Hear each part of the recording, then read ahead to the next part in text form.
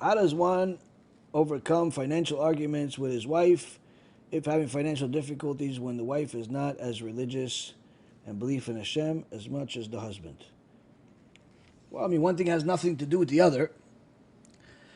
If somebody's having financial difficulties, then certainly the first thing they need to do is to check the spiritual status of the house.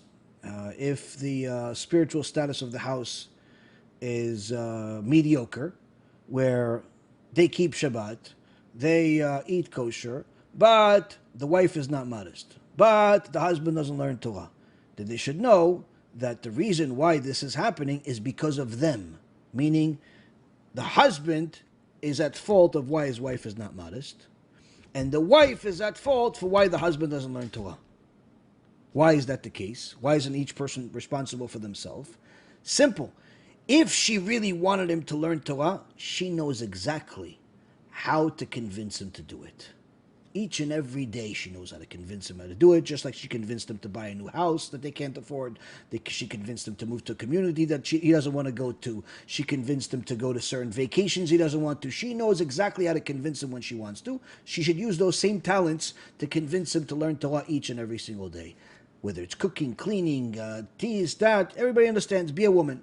On the other hand, if the wife does not want to walk around modest, it's because of the husband. It's his fault. Sure, she makes the choice of what to wear, but she's only making the choice of what to wear because since the husband doesn't tell her that she's beautiful every second of the day, and he is very, very stingy when it comes to compliments, and his eyes are looking elsewhere, then she feels like she needs to get attention from other men. She wants other people to compliment her. Since he doesn't compliment her, since he doesn't care about her, since he compares her to other women because he's looking at them, so she figures, okay, so I have to compete. Since I don't have his full attention and his full heart, I gotta fight for it. So she walks around that way. So he is the reason she's not modest. She's the reason why he's not learning Torah. And the same aspect goes for everything else. So if a person wants to fix the problems in the house, the first thing they need to fix is themselves. First thing they need to fix is themselves.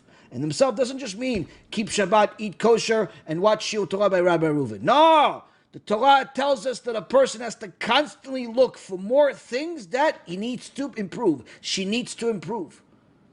If that means being nicer, if that means being more calm, if that means being more generous, if that means being more patient, if that means being a lot of other things that you're not, yes, go for it. And you'll see, the more you follow the footsteps of the sages and how they explain to us how we need to behave, how we need to be as husbands, how we need to be as wives, how we need to be as servants of Hashem, the more you'll see that there's peace in your house, the more you'll see that arguments are like, it's almost like a swear word. Like, it doesn't exist in this house. What are you talking about, arguments? Every couple argues to some extent from time to time, but there's an argument and there's a fight. Argument is you just disagree. She thinks that you should live in this community. You think you need to live in that community. That's an argument. A fight is you start calling each other names, being spiteful, saying things that are hurtful, yelling, screaming with the purpose of insulting. That's a fight. So when a person argues, that's normal, happens from time to time. But fighting, hurting each other, trying to hurt each other, that type of stuff means that there's a lackings in Torah. Lackings of Torah in that house. And the reason why there's a lacking of Torah in that house is simply because people think that they are doing enough TeShuva by keeping some of the mitzvot that they're aware of and like. And therefore they don't need to do any more. They figure, listen, I'm learning Torah. I am giving some tzedakah. And she's not modest, so it's her fault. No, Habibi. It's not her fault. It's your fault. Why is it my fault? I'm learning Torah. You're right. I'm giving tzedakah. Good for you. So why is it my fault that my wife is not modest? She's wearing a sheitel. She's wearing a wig that's longer than the exile. You know why? Because it's your fault.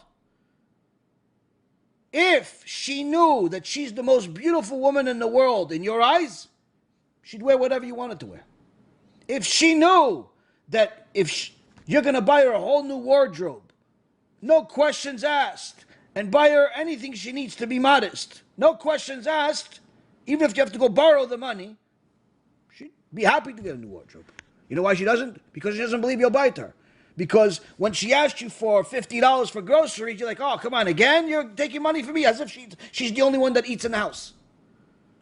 So that's the thing. When people are stingy with their wives, whether it's stingy with compliments or stingy with money, the Gemara itself says in Masechet Sotah, the reason why the Sotah happens is because a husband was cheap. The husband didn't want to give money to the Talmidei Chachamim, to the Torah scholar, so now he has to go to the Torah scholar, he has to go to the Kohen and find out if his wife is cheating on him. So, it's a midah keneged midah. So a person that has problems in their house has to do a spiritual check. Focus on yourself, better yourself, it'll improve the rest of the house. It'll improve the rest of the house. But don't think that just watching Shiurei Torah or reading books is enough. It's also avodat amidot, fixing character traits. How do you know what you need to fix? Simple. What everyone complains about all the time, or most often. If the most often thing that people complain about you is the fact that you're angry, then that's what you have to fix. If the most often thing that people complain about you is that you're full of anxiety, or you're stingy, or you're arrogant, guess what? That's what you have to fix. It's the easiest thing in the world. Fix that as soon as possible. And the more you fix it, the better you'll become. We are meant to be a light unto the nations, not to follow their misguided practices. Remember, every Jew has to remember that he's a Jew and she's a Jew. We don't celebrate non-Jewish holidays, even if they seem harmless. It's a zilzul, disrespect to the Torah.